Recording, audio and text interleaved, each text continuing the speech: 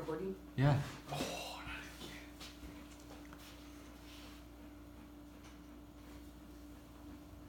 again.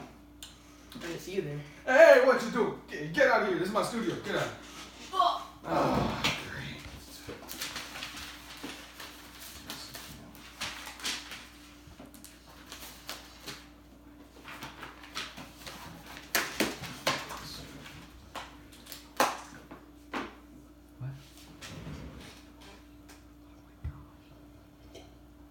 Hey, didn't you see you there?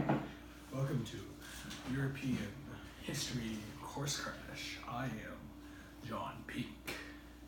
And thank you for watching.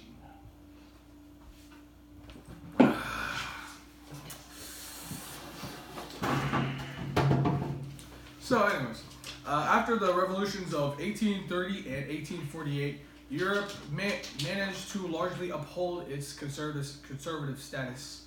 Italian rebellions were mostly unsuccessful, except for the Piedmontese Constitution, which remained. Additionally, the Frankfurt Assembly failed to unite Germany, and Polish revolts failed. On the other hand, Belgium managed to convince its Dutch overlords to accept independence and neutrality. At the same time, the Greeks only gained independence from the Ottoman Empire with the help from Russia, Britain, and France. And speaking of France, they experienced two more revolutions which eventually led to the reign of Charles Louis Napoleon Bonaparte.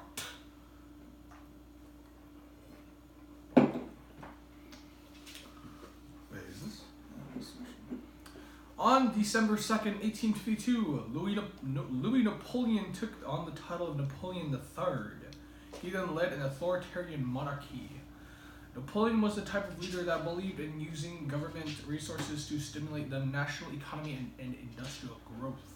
He accomplished many tasks, including stimulating the national economy and industrial growth with government resources, establishing the Second Empire using the overwhelming electoral support of the people, and using Versailles as an influence for the Napoleonic Empire architecture.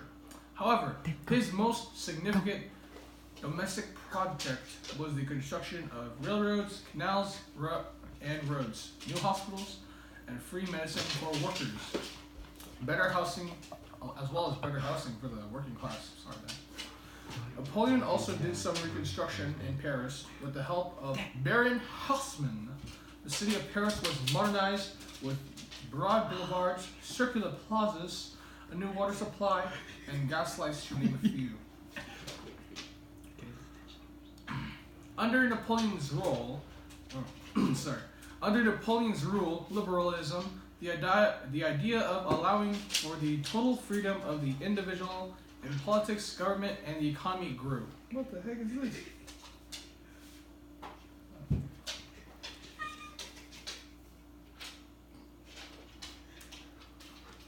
I know.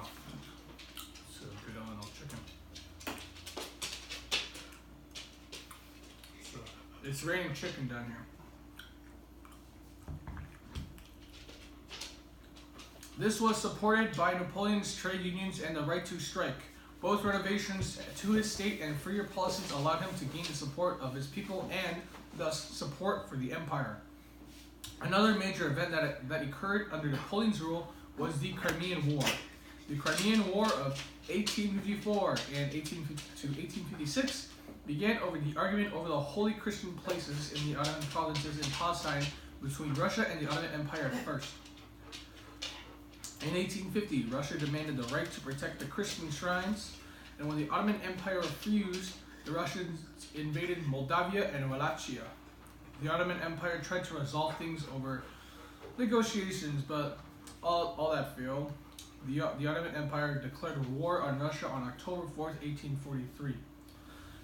France and Great Britain got involved a year later in 1854, declaring war on Russia. So, it was 3 against 1. Don't take that out of context. The Ottoman Empire, France, and Great Britain versus Russia. Russia assumed that the Austrians would come to save the day, because previously in 1849, the Russian army saved the Austrian government. Woo! However, this was not the case. Austria's prime minister responded by saying, We will astonish the world by our ingratitude. Basically saying that it was not their fight to fight and that it wasn't their best interest. Russia is son of a gun. Therefore, Russia had to fight along. Soon after March 1856, Alexander II signed the Treaty of Paris. Russia was then forced to give up Bessarabia, and accept neutrality of the Black Sea. More than 2,500,000 soldiers died during the war. 60% died due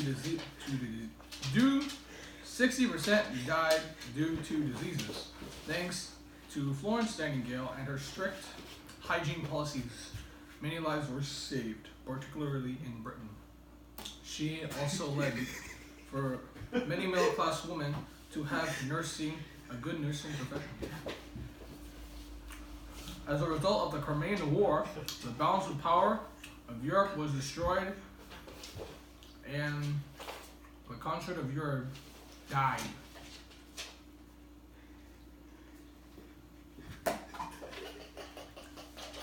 What's going on here? In Italy, the reunification effort, or at least the pursuit of a free nation, was pursued most famously by Giuseppe Mazzini. In 1849, Mazzini led the nationalist revolutionary group Young Italy, which ultimately failed in the long term except for the formation of the Piedmontese Constitution. He did inspire Giuseppe Garibaldi, however, and his Red Shirt army. Garibaldi was a new leader in the process of Italian unification. Garibaldi formed the army named the Red Shirts due to the unique way that they dressed. The Red Shirts were an army of 1,000 teenagers. Yeah, World War III. We rounded up 1,000 people, all who helped make the unification of Italy possible. On May 11, 1860, Garibaldi and the Red Shirts invaded Sicily.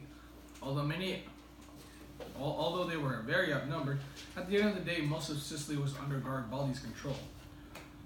Another important figure of the Italian reunification is the moderate liberal Count Camillo de Cavour, who wanted a constitutional monarchy for Italy. Cavour was the prime minister of Piedmont, and he organized the Italian unification movement.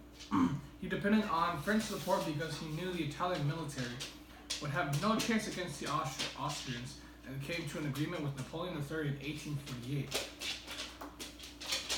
After 1870, the industrial proletariat experienced a huge charge due to the development of socialist parties and socialist trade unions. Marxism first began when a small group of German socialists formed the Communist League. This resulted in a short treatise called the Communist Manifesto, written by Karl Marx and Friedrich Engels. Didn't we? Oh, great. Huh? Alright, the script skipped a lot here. Oh my